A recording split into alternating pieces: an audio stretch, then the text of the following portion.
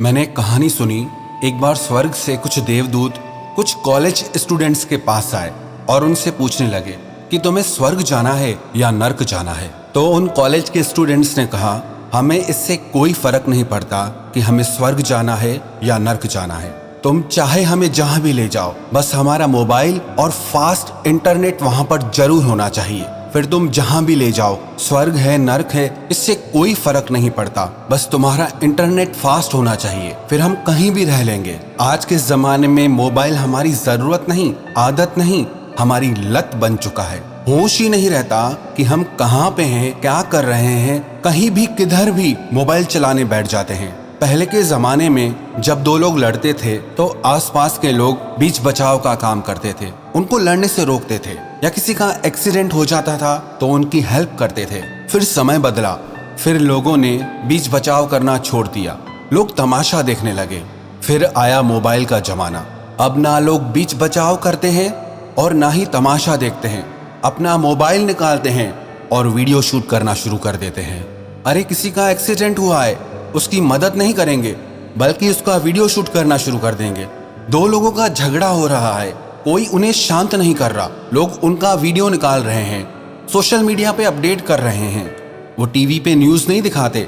जब बाढ़ आती है, लोगों के घर डूब जाते हैं, तो उनकी मदद करने के बजाय उनसे पूछा जाता है कि बाढ़ में तुम्हें कैसा लग रहा है। अरे किसको अच्छा लगेगा बाढ़ में? इतनी तो हर इंसान को समझ है कि जब बाढ़ आएगी तो सब परेशान हो जाएंगे। एक दादी माँ अपने पोते के साथ बाजार में निकली तो उसने देखा एक लड़की जिसकी गर्दन टेढ़ी हो गई है, मुंह भी टेढ़ा हो गया है। तो उसने अपने पोते से कहा, जल्दी से जाकर के इससे जूता सूंघाओ, किसी डॉक्टर को बुलाओ, इससे मिर्गी का दौरा आया है। तो उसके पोते ने कहा कि इससे कोई मिर्गी का दौरा नहीं आया है दादी, ये तो हाथ में मोबाइल निकाल करके अपनी सेल्फी निकाल रही है। वो दादी बड़ी हैरान हो गई, ये कैसी सेल्फी है जिसके लिए मुंह और गर्दन टेढ़ी करनी पड़ती है? इतने अच्छे खासे मुंह को कोई टेढ़ा कर रहा है, कोई कुछ कर रहा है। ये तो अच्छा हुआ कि हमारे भारत में ये टिकटॉक की बीमारी बंद हो गई, नहीं तो लोग क्या क्या कर रहे थे।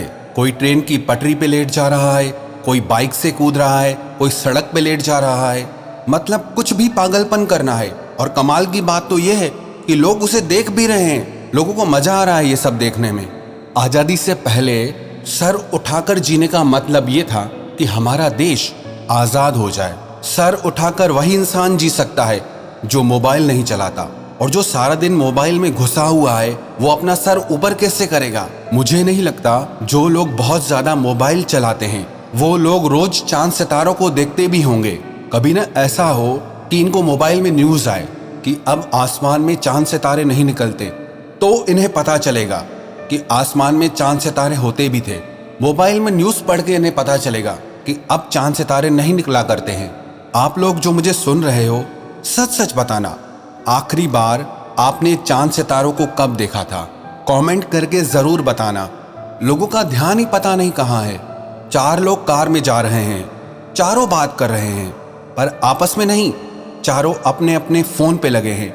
लोग फैमिली डिनर के लिए जाते हैं, जाते तो सब साथ हैं, पर हर कोई अपने ही फ़ोन में लगा हुआ है। कोई फ़ोटो लेने में लगा है, कोई सोशल मीडिया अपडेट करने में लगा है। पता नहीं हो क्या गया है लोगों को। सब लोग साइबर ज़ॉम्बीज़ बन गए हैं। मुझे अपनी लाइफ की एक पुरानी बात याद आई। एक समय था जब मोबाइल नहीं हुआ करते थे, तो मेरे कुछ फैमिली मेम्बर यूएस और यूरोप में रहते हैं, तो हमारे घर में जो टेलीफोन था उसमें आईएसडी की सुविधा नहीं थी, तो पीसीओ बूथ हुआ करते थे। तो हम सारी फैमिली मिल करके उस पीसीओ बूथ पे जाते थे और सब लोग मिल करके अपने फैमिली मेंबर्स से बात किया करते थे, और मन में बहुत खुशी सी होती थी उनसे बात करके। अब तो पीसीओ बूथ बंद हो गए हैं। पता नहीं आप लोगों में से कितने लोग पीसीओ बूथ पे गए होंगे पहले।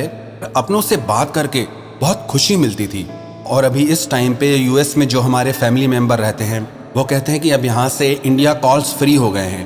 पर कमाल की बात बताऊँ क्या है, फ़ोन्स तो फ्री हो गए हैं, पर अपनी लाइफ में अब वो भी बिजी हो गए हैं, हम भी बिजी हो गए हैं। एक्चुअली में मुझे किताबें पढ़ने का बहुत शौक़ है। किताबें लेने के लिए मैं कहीं भी चला जाता हूँ, चाहे कोई लाइब्रेरी हो, कोई बुक स्टोर हो। और कुछ लोग आपने शायद देखे होंगे जो रद्दी के भाव में किताबें बेचते हैं, कभी कभी वहाँ भी चला जाता हूँ, और कई बार वहाँ पे बहुत अच्छी अच्छी बुक्स भी मिल जाती हैं। वैसे मेरा रूम किताबों से भरा रहता है, लेकिन जो मेरा बेड है वहाँ पे भी बहुत सारी किताबें पड़ी रहती हैं। तो जो लोग मुझसे मिलने आते हैं या काउंसलिंग के लिए आते हैं, वो कहते हैं कि आपके बेड पे इतनी सारी किताबें पड़ी हैं, आपको नींद कैसे आती है? मैं कहता हूँ कि ये किताबें मेरे बेड पे पड़ी हैं, इसीलिए मुझे बहुत अच्छी नींद आती है। एक सच्ची बात बताऊँ आपको, आप रात को सोने से पहले आधा घंटा मोबाइल चलाओ, आपकी नींद 2 घंटे के लिए उड़ जाएगी। और आप सोने से पहले आधा घंटा किताब पढ़ो, आपको आधा घंटा पूरा होने से पहले ही नींद आ जाएगी। अभी कुछ समय पहले मुझे एक माताजी मिली, वो बता रही थी अपने बच्चों के बारे में। बोल रही थी, मेरे बच्चे ऐसे हैं जो टॉयलेट में भी मोबाइल लेके जाते हैं। हद कर दी है आप लोगों ने। अरे थोड़ी देर तो शांति से बैठा करो। कोई मर रहा है वहाँ पे भी मोबाइल ले जाएंगे, किसी को शमशान ले जा रहे हैं वहाँ पे भी मोबाइल चालू है, किसी की श्रद्धांजलि सभा है वहाँ पे भी मोबाइल चालू है। मैं ये नहीं कह रहा कि मोबाइल फ़ोन चलाना गलत बात है, ये तो आज की ज़िंदगी की ज़रूरत बन गया है। इससे हमारे बहुत सारे काम आसान हो जाते हैं, बहुत सारे बच्चे इससे पढ़ाई करते हैं। पर आप सच्ची सच्ची बताना, आप इससे काम कितना करते हैं और आप इसमें टाइम कितना खराब करते हैं? कभी सोच कर देखना। मोबाइल की दुनिया इतनी खतरनाक है, आपको पता ही नहीं चलता कि आपने कब इसमें घंटों निकाल दिए। एक टिप आपको देता हूँ, जब भी आप मोबाइल में घुसें तो एक टाइमर या अलार्म सेट कर लें कि सिर्फ इतनी देर ही मोबाइल चलाऊंगा और इतनी देर के बाद मैं मोबाइल को इस्तेमाल करना बंद कर दूंगा। कहते हैं जो इंसान 1 घंटे में बिना काम के 5 बार से ज़्यादा अपना मोबाइल चेक करता है, वो मोबाइल एडिक्ट है, उसको मोबाइल की लत लग चुकी है।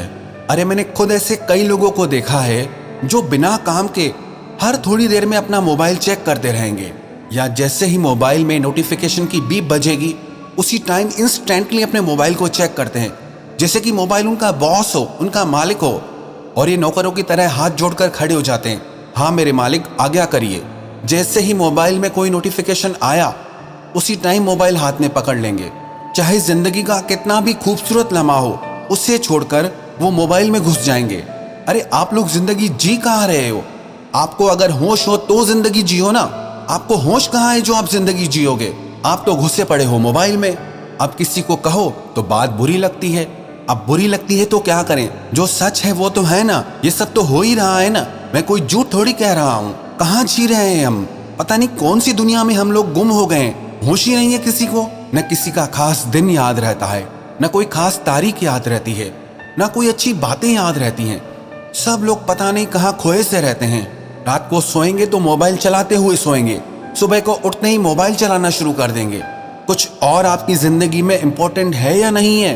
मैंने हमेशा अपने बड़े बुजुर्गों से एक बात सीखी है कि रात को जब आप सोने जाओ तो उस समय पे सारी चीजें छोड़कर परमात्मा को प्रार्थना करके, उनका ध्यान करके फिर सोना चाहिए।